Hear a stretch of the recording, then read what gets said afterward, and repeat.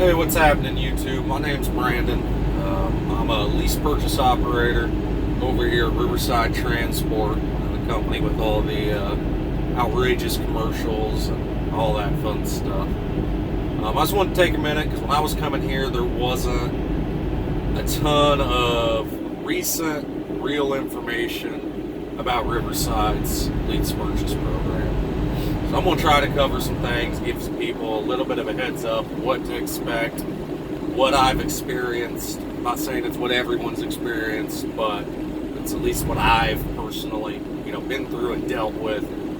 This first video, I just kind of give guys a little bit of an expectation as far as what to expect during orientation.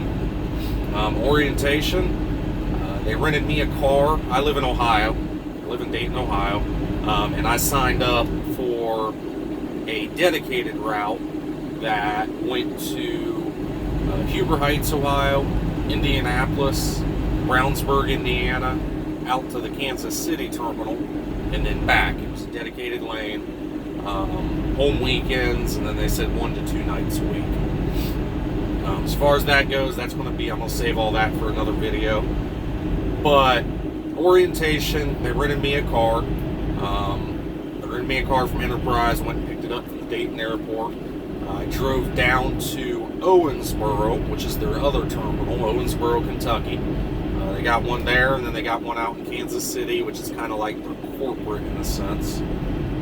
Went down, had a private hotel room waiting, a nice little hotel, got to keep the car that night. The next morning, I think it was 8 a.m., they had us drive the rental cars in. Orientations, they say it's 3 days. Realistically, for us, for me at least, it was 2.5. Pretty much, first day we went in, went down, got our physicals, returned our rental cars. Enterprise gave us a ride back to the terminal. Did our physicals, drug screens, all that fun stuff. Came back, pretty much that first day was spent doing, new hire paperwork, signing your contract, or not signing your contract, filling out all your tax paperwork, your W-9s, I-9s, 1099, whatever it is, and all that fun stuff. And then the most of the day after that was spent on a tablet where it was watch a video, answer the test questions. Watch a video, answer the test questions. Honestly, that probably was the first day and a half, was just doing the videos and test questions. Very laid back, very chill environment. Not super uptight like, you go to a lot of these bigger companies and, they're just, it's so classroom safety oriented. Don't get me wrong, they're very safety oriented. They want you to be safe out here. But as far as actually doing orientation and getting through, they're going to put you through the motions more or less so they can say that they did in case something was to happen. It's nothing that's being shoved down your throat by any means. It's pretty independent as well. I think I got 90% of the videos done that first day, to where I know there's only one other person in my orientation class with me, which is kind of a good sign in a sense. And he still had videos on Wednesday, the very last day that he had to complete. A lot of you guys, I guess, struggle with the hazmat. I'm coming from the LTL world where I'm used to hauling a lot of hazmat, so it wasn't as big of a deal. The hotel has breakfast. They typically cater in lunch. I know one day they catered in like deli subs for Meyer. Another day they catered in like I think it was a little Italian restaurant or something that has carry out. And then also one of the other days, they actually sent us out to a little barbecue restaurant there, which they got like an accountant or something with. And then as far as dinner goes, unlike a lot of the companies, they in a sense do provide dinner as well. What they did is they actually just gave us a $50 bill at the beginning of orientation on Monday. And pretty much said that, this is for dinner. Use it how you please. If you use it all, great. If you use none of it, great. But that's kind of their way of covering it in a sense. Keep in mind, this is the Owensboro, Kentucky terminal. Kansas, I got a feeling, might run a little differently. I could be wrong on that, but I got a feeling they're a little different as far as that goes. So overall, orientation, like I said, the first day and a half is just watching videos and doing tests. On Tuesday, you know, there's a few movies, Smith System, all that type of stuff that you're going to do. Just your basic orientation stuff. The third day we came in on Wednesday, we did a PeopleNet training, very, very brief, very basic. We were done by lunchtime, realistically speaking. So Wednesday is also when we got an opportunity to really look at the trucks, sign the lease on the truck that we decided we wanted to take, so on and so forth. I actually ended up getting dispatched out Wednesday evening for just a quick little load going up to Chicago.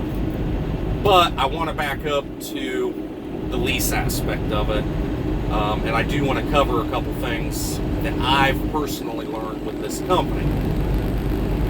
For starters, you know, they advertise being very straightforward, you know, very honest, and they're not lying about that to a certain extent. This company will honestly answer any questions that you have. Everybody here isn't going to give you a BS answer just to shut you up. I will give them that. The catch to all that is, this company is not going to answer any questions that you do not ask. Meaning they're not going to be 100% transparent about everything they have to offer unless you ask those questions. If you're considering going the lease route, my suggestion is to make sure you're coming and asking questions. Because if you're not asking questions, you're not going to get answers. Some people might fault them for that. Some people might say, well, listen, if you want to go into business, you should be coming in and asking as many questions as possible. So it really depends on how you look at it and how you feel about it. And I mean, it literally got to the point where I'm not going to mention names, but somebody in the Riverside community had told me that at one point in time they did some recruiting and so forth, and they were literally, in a sense, scalded because they were being told that they were telling the recruits too much. They were being too upfront and honest.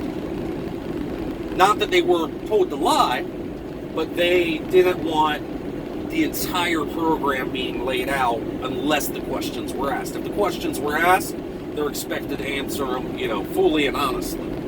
But they're not just going to come out and give you that information just to give it to you.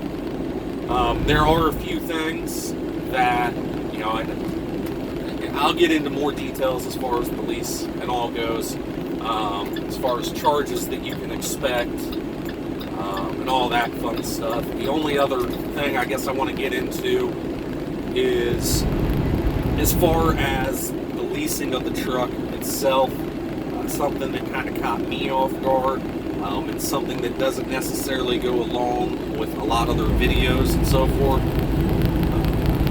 Is, for instance, for me, I'm in a 2015 International Pro Star. Has almost 500,000 miles on it. Still has the APU, refrigerator, inverter, all that stuff. It runs pretty decent for the most part. But because of the mileage on it, this truck is not available actually for lease purchase. When I went through orientation, they didn't have any trucks at the Owensboro terminal that were available for lease purchase. So what that does is they offer these trucks, the older trucks of the fleet that they plan on, you know, kind of pushing out soon. They offer those trucks as what they consider rental trucks. That was a little, upsetting in a sense to me, but it is what it is, I guess. The rental truck rate, the whole reason I came here was for the variable lease. The rental truck rate sits at $320 a week, so you got a fixed cost rather than, your variable rate. With that being said, a lease truck on a variable rate, you're probably going to run $500 to $600 a month, or $500 to $600 a week. So the $320 is definitely significantly cheaper. It's $320 a week, and then it's 0.089 cents per mile for maintenance. So, there's that kind of stinks, because I know there's a lot of YouTube videos out there by like the head recruiter out in